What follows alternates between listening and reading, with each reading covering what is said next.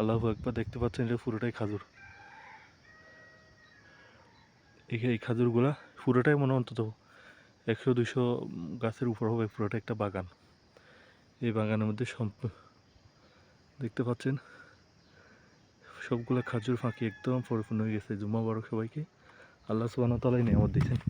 যে সামনে দেখতে পাচ্ছেন এটা পুরোটাই একটা বাগান। আল্লাহ আমাদের উদ্মুখ করেন।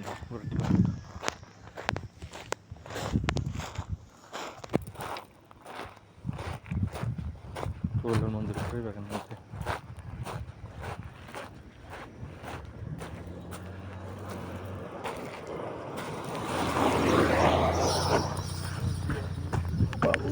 আসসালামু আলাইকুম।